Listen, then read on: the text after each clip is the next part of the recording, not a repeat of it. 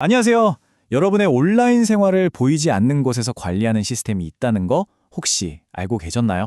네, 바로 콘텐츠 필터링인데요. 오늘 이 시간에는 바로 그 이야기를 해보려고 합니다. 자, 이런 경험 한번 떠올려 보세요. 직장이나 학교에서 평소에 잘 들어가던 SNS나 웹사이트에 접속하려고 했는데, 갑자기 액세스 거부가 뜨는 거예요. 다들 한 번쯤 겪어보셨죠? 대체 왜 이런 일이 생기는 걸까요?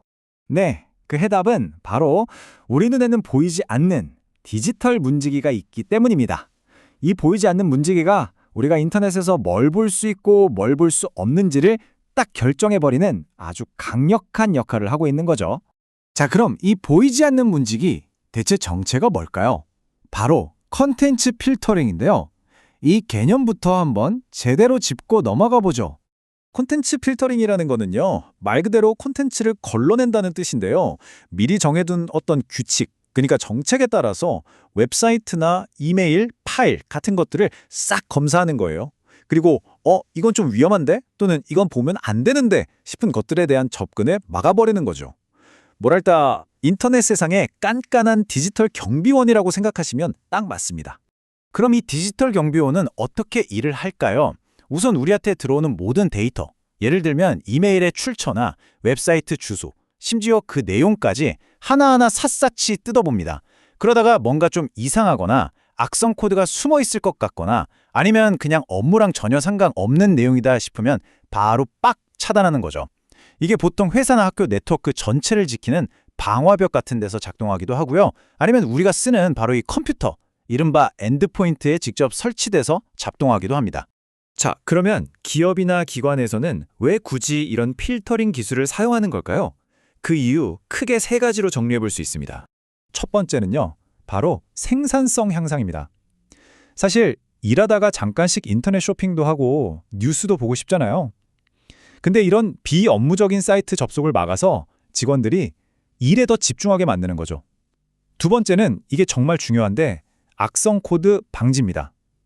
해커들이 심어놓은 위험한 링크나 파일을 아예 처음부터 못 들어오게 막아서 우리 회사 전체의 컴퓨터 시스템을 안전하게 지키는 거예요. 마지막 세 번째는 규정 준수.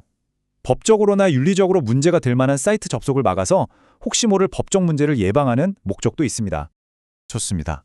그럼 구체적으로 어떤 방법들을 써서 이런 필터링을 하는 걸까요? 필터링의 핵심 기술, 그 툴킷을 한번 열어보겠습니다. 가장 대표적인 방법 두 가지가 있는데요. 바로 블랙리스트와 화이트리스트입니다. 이름만 들어도 감이 오시죠? 근데 이게 개념이 완전히 정반대라 확실히 구분해야 해요. 자, 먼저 블랙리스트는요, 문제아 목록이라고 생각하시면 돼요. 쟤는 절대 안 돼! 하고 딱 찍어 넣은 웹사이트나 키워드 목록을 만들어서 그것들만 차단하는 방식입니다. 그 목록이 없는 나머지는 전부 오케이, 자유롭게 접속할 수 있죠. 반면에 화이트리스트는 어떨까요? 이건 VIP 명단 같은 거예요. 훨씬 깐깐하죠. 이 명단에 있는 애들만 들어올 수 있어 하고 미리 허락된 아주 안전한 웹사이트 목록만 정해두는 겁니다. 그리고 그 명단에 없다? 그럼 그냥 다 차단이에요. 훨씬 더 보안이 강력해겠죠? 이 두 가지 방식 말고도 다른 방법들이 또 있습니다. 예를 들어 URL 필터링은 특정 웹사이트 주소, 그러니까 URL 자체를 막아버리는 거고요. 키워드 필터링은 웹페이지 내용에 특정 단어나 문구가 포함되어 있으면 차단하는 방식이에요. 그리고 웹 게이트웨이라는 것도 있는데요. 이건 좀 더 포괄적인 개념인데 인터넷으로 들어오고 나가는 모든 길목을 지키면서 위험한 것들을 다 걸러내는 종합 보안 시스템이라고 보시면 됩니다. 자, 그럼 이 컨텐츠 필터링 기술 앞으로는 어떻게 될까요? 기술이 발전하면서 지금은 아주 흥미로운 줄타기를 하고 있습니다. 요즘의 최신 필터링 시스템은요, 정말 똑똑해졌어요. 바로 인공지능, 그러니까 머신러닝을 활용하거든요. 매일같이 수없이 쏟아져 나오는 새로운 웹사이트들을 AI가 알아서 이건 안전하네? 이건 좀 위험한데? 하고 착착 분류해주는 거죠. 또 새로운 해킹 방법이나 바이러스가 나타나면 거의 실시간으로 데이터베이스를 업데이트해서 바로바로 막아냅니다. 정말 하루가 다르게 똑똑해지고 빨라지고 있는 거예요. 그런데요, 기술이 이렇게 발전해도 절대로 변하지 않는 아주 근본적인 고민거리가 하나 있습니다. 그게 뭐냐면 바로 보안과 사생활 사이의 균형이에요. 우리를 보호한다는 건 좋은데 그럼 대체 어디까지 감시하고 어디까지 통제하는 게 맞는 걸까요? 이 질문에 대한 답은 여전히 쉽지 않죠. 그래서 오늘 이야기의 마지막은 이 질문으로 마무리하려고 합니다. 우리가 살아가는 이 거대한 디지털 세상에서 보호와 사생활이라는 두 가치 사이에 그어질 선, 과연 그 선은 누가 어떤 기준으로 그어야 하는 걸까요?